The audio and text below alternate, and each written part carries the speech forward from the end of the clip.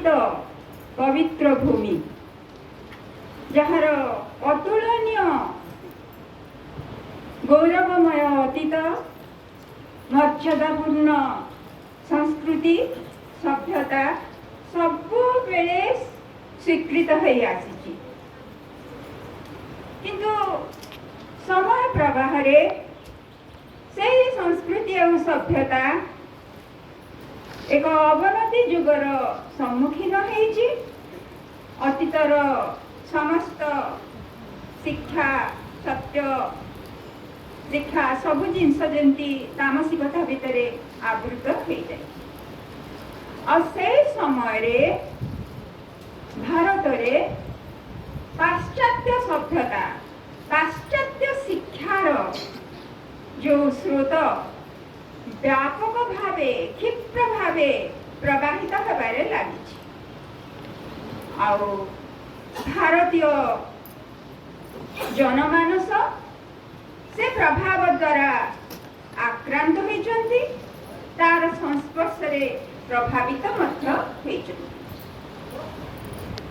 जे संपूर्ण रूपे भारतीय संस्कृत ठारू एक भिन्न जातीय सभ्यता संस्कृति पाश्चात्य सभ्यता आम जहाँ को कहूँ से जो प्रवेश करिछि आम जीवन धारा भितर को आम सामाजिक जीवन भितर को सेबेले कि आमर जो पारंपरिक सामाजिक व्यवस्था थिला ता क्रमशः भांगी जिबारे लागिछि। आ बहु विषय जहाँ कि जेंति जीवन यात्रा भितरे जीवनमयता हरे शक्तिहीन हो पड़िचंती बोली मने हेछि त्रुटिकारक बोली मने हेछि अनुपयोगी तांकर किछि आवश्यकता नाही बोली मने हेछि से सबु धीरे धीरे लोप पाई जिबारे लागिला।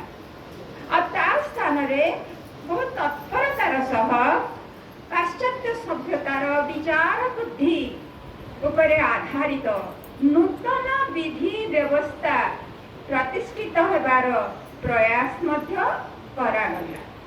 किंतु प्रथम अवस्था रे ए जो अनुकरण ए जो प्रभाव ता जीवन रे समाज रे बहुत अशुद्ध आउ विशृंखलित अवस्था सृष्टि कला। भारतीय संस्कृति रे एक अधपतनर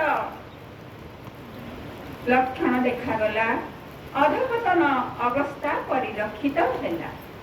जेमती एक घड़ी संधि मुहूर्त रे सम्मुखीन होइछि भारतीय जीवन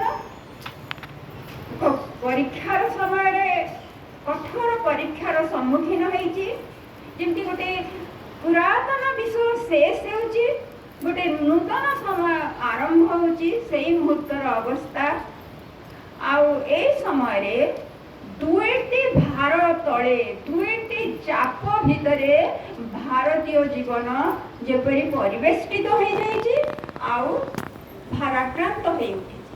प्रथम रे अतीत भारतर सहजात जो सत्य जो शाश्वत ज्ञान जहाँ से उपलब्धि करिथिला जहाँ उपरे तार जीवन को प्रतिष्ठित करिथिला से सबु जीवनमयता हरई बसी शक्तिहीन हो पड़े। आम समाज रे धर्म नैतिक व्यवस्था आउ अन्य राजनीति सामाजिक व्यवस्था ए सब किछि भितरे एवं तास पारस्परिक मनुष्य जीवन पारस्परिक संपर्क मध्य भी तार भीतर जो सत्य ताहा जेमती हजी हजी गला सब